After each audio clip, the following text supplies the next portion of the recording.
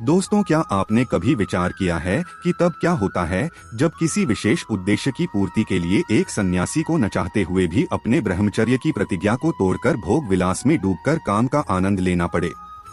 भारत की ऐसी अनेकों नारियां हुई हैं जिन्होंने ज्ञान विज्ञान के क्षेत्र में अपने वैदुष्य का परचम लहराया है। इन्हीं में से एक महान विदुषी भारती थीं, जो कि उस काल के परम विद्वान मंडन मिश्र की पत्नी थीं। आदि शंकराचार्य एक ऐसे महान व्यक्तित्व के धनी थे जिन्होंने अपने समय में भारतीय धर्म और दर्शन के क्षेत्र में संसार भर में विशेष ख्याति प्राप्त की थी। भारतीय धर्म संस्कृति के उद्भट प्रस्तोता और महान विद्वान के रूप में माने जाने वाले आदि शंकराचार्य को हमारे देश की इसी महान विदुषी भारती से एक शास्त्रार्थ में पराजित होना पड़ा था। ऐसा ही कुछ आज हम आपको इस कथा में बताने जा रहे हैं, तो बने रहिए वीडियो के अंत तक। यह बात आज से करीब 1200 साल पहले की है। प्राचीन भारत में आदिगुरु शंकराचार्य हुए। उनके ज्ञान का प्रकाश पूरे आर्यावर्त में फैल गया। ब्रह्मसूत्र जैसे गहन और गूढ़ सूत्रों की व्याख्या आदि शंकराचार्य ने की है, वैसी किसी और ने नहीं की। इसके अतिरिक्त इन्होंने सभी उपनिषदों पर गहन शोध किया और उन पर अलग अलग भाष्य लिखे। इसलिए कहा जाता है कि सत्ययुग में मनु, त्रेता में दत्तात्रेय, द्वापर में वेदव्यास और कलयुग में आदि शंकराचार्य का ज्ञान के प्रसार में जो योगदान है, वैसा किसी और का नहीं है। आदि शंकराचार्य ने केवल 12 वर्ष की आयु तक 240 से अधिक ग्रंथों की रचना कर ली थी। इनका एक विश्व प्रसिद्ध ग्रंथ है विवेक चूड़ामणि। इसी ग्रंथ का एक सुप्रसिद्ध श्लोक है, ब्रह्मा सत्यं जगन मिथ्या जीवो ब्रह्मा न परहा अनेक, वैद्य शास्त्र मिति वेदांत दिन्हा। अर्थात ब्रह्मा सत्य है, जीवन मिथ्या है। जीव और ब्रह्मा में कोई अंतर नहीं है। मिथ्या जगत की बात करने के बाद भी आदि शंकराचार्य ने 12 ज्योतिर्लिंगों, 51 शक्तिपीठों और 4 विष्णु धाम की एक ऐसी महान यात्रा की जो पूरे आर्यावर्त को एक सूत्र में पिरोने होने वाली थी। भारत जो सदा से विविधताओं से भरा हुआ था, उसके अंदर ऐसी यात्रा करके आदिगुरु शंकराचार्य ने यह सिद्ध कर दिया कि भारत के अंदर विविधताओं के रहते हुए भी एकता और अखंडता का स्रोत बहा करता है। अपने गुरु से योग की शिक्षा और 3 वर्ष के गहन अध्ययन के बाद आदि शंकराचार्य ने उनकी आज्ञा लेकर काशी की यात्रा की। यहाँ पर उन्होंने असंख्य विद्वानों को बात ही बात में परास्त कर दिया, किंतु उनका जो सर्वाधिक प्रसिद्ध शास्त्र का वर्णन आता है वह बिहार के मंडन मिश्र और उससे भी कठिन प्रतियोगिता मंडन मिश्र की पत्नी उभय भारती के साथ आता है। धर्म कर्म के ज्ञाता महान विद्वान पंडित मंडन मिश्र अपनी पत्नी के साथ रहते थे। उनका मानना था कि कर्म ही जीवन का सबसे महत्वपूर्ण बिंदु है। जो मनुष्य जैसा कर्म करता है वैसा ही फल पाता है। आज आप जहाँ हैं, जैसे हैं और जो कुछ भी हैं, वह आपके द्वारा पूर्व जन्मों में किए गए कर्मों के फलस्वरूप ही हैं, और भविष्य में आप क्या होंगे यह आपका वर्तमान में किए जा रहे कर्म के आधार पर ही तय होगा। न जाने कितने ही ज्ञानी और ध्यानी लोग उनके शिष्य थे। उनकी ख्याति दूर दूर तक फैली हुई थी। उनके घर का तोता भी संस्कृत में श्लोक का उच्चारण करता था। यहाँ उत्तर भारत के सभी बड़े विद्वान जब शंकराचार्य के हाथों परास्त हुए तो उन्होंने शंकराचार्य को चुनौती दी कि वे मंडन मिश्र को शास्त्रार्थ में परास्त करके दिखाएं। तब आदि शंकराचार्य बिहार के माहिष्मती नामक स्थान पर पहुँचे। गांव में पहुंचकर आचार्य शंकर ने गांव वालों से मंडन मिश्र के विषय में पूछा। तब लोगों ने बताया कि आप इसी रास्ते आगे बढ़ते रहें, आपको स्वयं ही उनके घर का पता चल जाएगा। तब शंकराचार्य घूमते हुए एक ऐसे घर पहुँचे जहाँ पशु पक्षी भी संस्कृत शब्द में एक दूसरे से शास्त्रार्थ कर रहे थे। तब मंडन मिश्र और उदय भारती ने उनकी बड़ी ही सेवा की। उसके बाद शंकराचार्य ने मंडन मिश्र को शास्त्रार्थ करने की चुनौती दी, जिसे मंडन मिश्र ने हंसते हुए स्वीकार कर लिया।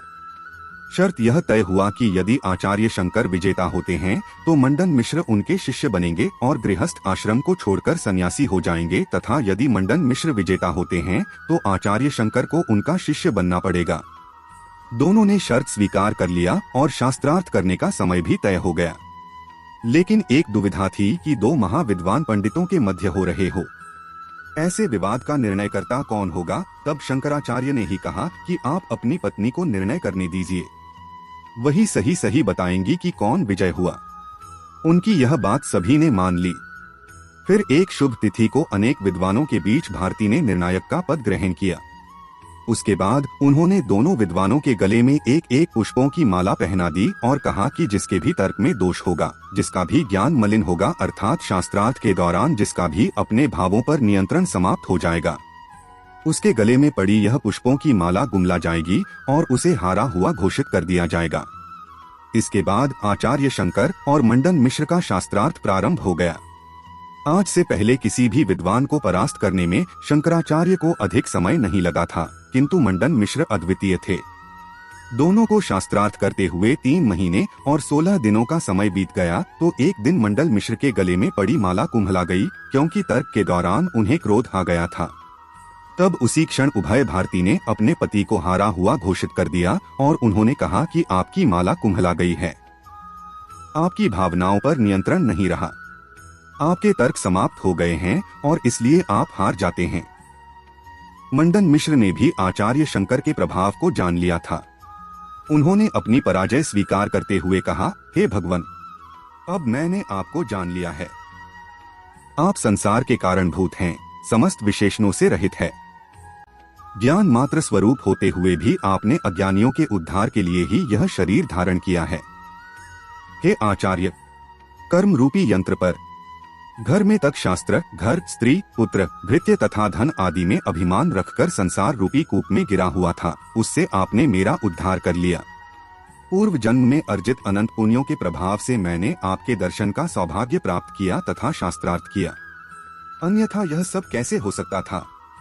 इसलिए मैं अपने पुत्र, स्त्री, घर, धन, गृहस्थाश्रम, कर्तव्य और कर्म इन सबको छोड़कर आपके चरण की शरण आता हूँ। कृपया तत्व का उपदेश कीजिए, मैं आपका किंकर हूँ। इस प्रकार बुद्धिमान मंडन मिश्र जी ने विनीत तथा मधुर शब्दों से आचार्य श्री शंकराचार्य का वर्णन किया। तब आचार्य शंकर ने मंडन मिश्र पर दयादृष्टि करते हुए उनकी स्त्री की ओर देखा। आचार्य के आशय को समझकर उदय भारती बोली, हे यतीन्द्र, मैं आपके अभिप्राय को समझती हूँ।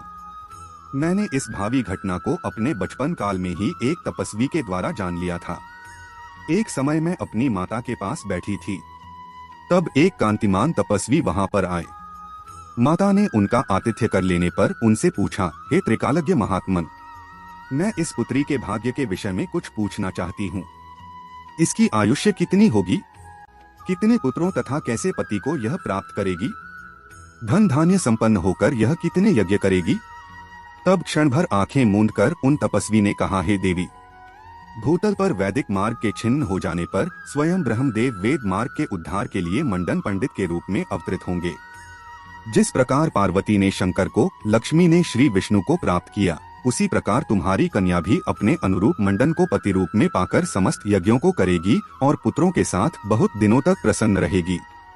अनंतर इस लोक में दुष्ट मतों द्वारा नष्ट हुए उपनिषद सिद्धांत को स्थिर करने के लिए स्वयं आदिदेव महादेव नर रूप लेकर अपने चरणों से इस भूतल को अंकित करेंगे। उस यति वेशधारी शंकराचार्य के साथ तुम्हारी कन्या के पति का शास्त्रार्थ होगा, जिसमें इसका पति परास्त होकर गृहस्थ आश्रम का त्याग कर संसार को शरण देने वाले उन यति की शरण में जाएगा। इतना कहकर वे तपस्वी चले गए। हे विद्वान, वे सभी वचन उनके सत्य हुए हैं, तो यह वचन कैसे मिथ्या होगा। परंतु हे विद्वान, अब तक आपने पंडितों में श्रेष्ठ मेरे पति को पूरी तरह से नहीं जीता है, क्योंकि मैं उनकी अर्धांगिनी हूँ और मुझे आपने अभी तक नहीं जीता है।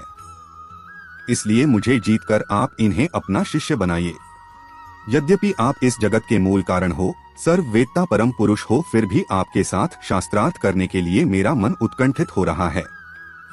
उभय भारती के मुख से ऐसे वचन सुनकर शंकराचार्य जी ने कहा कि देवी, यह तुम्हारा वचन अनुचित है, क्योंकि यशस्वी पुरुष महिला के साथ वाद विवाद नहीं करते। तब उभय भारती ने कहा, हे भगवान, अपने मत का खंडन करने के लिए जो चेष्टा करता हो, चाहे वह स्त्री हो या पुरुष, उसके जीतने का अवश्य प्रयत्न करना चाहिए। अभय भारती की युक्ति के वचनों को सुनकर श्रुति रूपी नदियों से पूर्ण समुद्र के समान आचार्य श्री सर्वज्ञ शंकराचार्य ने उभय भारती के साथ शास्त्रार्थ करना स्वीकार किया। तत्पश्चात एक दूसरे को जीतने के लिए उत्सुक शंकराचार्य और भारती में वह शास्त्रार्थ प्रारंभ हुआ जिसने बुद्धि की चतुरता से शब्द की झड़ी लग रही थी। इन दोनों के विचित्र पद विन्यास और युक्तियों से भरे कथनों को सुनकर लोगों ने न तो शेषनाग को ही कुछ गिना, न सूर्य को, न बृहस्पति को, न शुक्राचार्य को। फिर इस संसार में दूसरों की तो बात ही क्या है। संध्या वंदन आदि में निश्चित काल को छोड़कर न दिन में और न रात में ही यह शास्त्रार्थ रुका। इस प्रकार शास्त्रार्थ करते इन दोनों विशिष्ट विद्वानों में 17 दिवस बीत गए। तब उभय भारती ने अनादि सिद्ध समस्त वेदों और समस्त शास्त्रों में यतीन्द्र शंकराचार्य को अज्ञेय समझकर अपने मन में झट से विचार किया कि अत्यंत बाल्यावस्था में ही इन्होंने संन्यास ग्रहण किया है, श्रेष्ठ नियमों से कभी हीन नहीं हुए हैं, अतः कामशास्त्र में इनकी बुद्धि प्रवेश नहीं कर सकती, इसलिए मैं इसी शास्त्र के द्वारा इन्हें जीतूंगी। ऐसा निश्चय करके और अपनी पराजय निश्चित समझकर 18वें दिन उन्होंने शंकराचार्य के समक्ष बड़ी विकट दुविधा खड़ी करते हुए उनसे कहा कि है आचार्य, अब मैं आपसे कामशास्त्र अर्थात संभोग के संबंध में प्रश्न पूछना चाहती हूँ। क्या आप मुझे बता सकते हैं कि स्त्री पुरुष की संभोग में कितनी कलाएं होती हैं, उनका स्वरूप कैसा है तथा इसकी प्रक्रिया क्या है और इससे संतान की उत्पत्ति कैसे होती है? संभोग की अलग अलग मुद्रा कितनी होती है? कृष्ण पक्ष में उनकी स्थिति कहाँ कहाँ रहती है? किसी पुरुष को आकर्षित करने के लिए, उसे रिझाने के लिए नारी जाति कौन कौन सी विद्याएं अपनाती हैं? स्त्री व पुरुष के शरीर में किन किन अंगों में काम का निवास होता है तथा किन क्रियाओं से संभोग का प्रारंभ होता है और इसका चरम क्या है? तब इन प्रश्नों को सुनकर आचार्य शंकर धर्म संकट में पड़ गए। बहुत विचार करने पर भी वे कुछ नहीं बोले, क्योंकि वे सोच रहे थे कि उन कलाओं के विषय में कुछ न कहूँ तो अल्पज्ञ बनता हूँ और यदि उत्तर देता हूँ तो मेरे संन्यास धर्म का नाश होता है। अंत में उन्होंने कहा, हे देवी, यद्यपि इस शरीर से भी कामशास्त्र का परिशीलन करने पर भी वह मेरे लिए दुष्कृत्य नहीं होगा, लेकिन फिर भी मैं श्रेष्ठ पुरुषों के मार्गों का परिपालन करने के लिए दूसरे के शरीर को प्राप्त कर आपके प्रश्नों का उत्तर देने का प्रयत्न करूंगा। इसके लिए मुझे 1 माह का समय दीजिए। तब भारती ने आचार्य शंकर की उस बात को स्वीकार कर लिया। इसके बाद फिर आचार्य शंकर हिमालय की तराई में निकल पड़े और अपने शिष्यों से कहा, हे शिष्यों, यह देखो, यह सुंदर गुफा दिखाई दे रही है। इसके आगे एक समतल शिला पड़ी है। उसके निकट ही स्वच्छ जल वाली फल वाले वृक्षों से शोभित यह तराई शोभा दे रही है।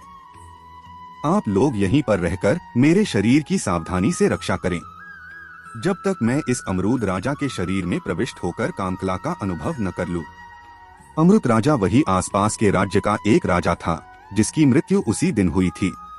इस प्रकार से शिष्य वर्गों को समझाकर आचार्य शंकर ने उस गुफा में अपने शरीर को छोड़कर केवल योग शरीर से राजा अमरु के शरीर में प्रवेश किया और फिर लगभग 1 माह तक राजा के शरीर में रहते हुए उन्होंने काम शास्त्रों के सभी सिद्धांतों का अनुभव प्राप्त किया। जब वे लौटकर पुनः भारती के पास आए तो भारती जी ने उनके साथ शास्त्रार्थ नहीं किया, बल्कि उन्हें प्रणाम करके उनसे कहा कि हे भगवान, मुझे पता है कि आप हर तरह की विद्या में पारंगत हैं और मेरा लक्ष्य बस इतना ही था कि एक ब्रह्मचारी को भी गृहस्थ आश्रम के बारे में जानकारी होनी चाहिए, और मैं अपने लक्ष्य में कामयाब हुई।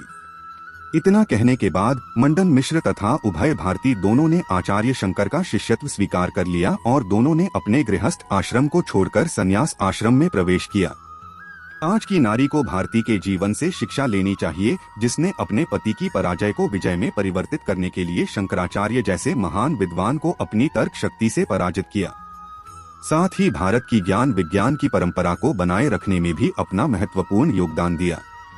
उनका जीवन बताता है कि नारी की महानता नाचने गाने वाली बनने में नहीं है, न ही फिल्मों में जाकर अपनी देह का सौदा करने में उसकी महानता है, अपितु इसके विपरीत वह अपनी बौद्धिक क्षमताओं का पूर्ण शक्ति और सामर्थ्य से प्रदर्शन करे, इसी में उसकी सशक्तिकरण की इच्छा छुपी हुई है।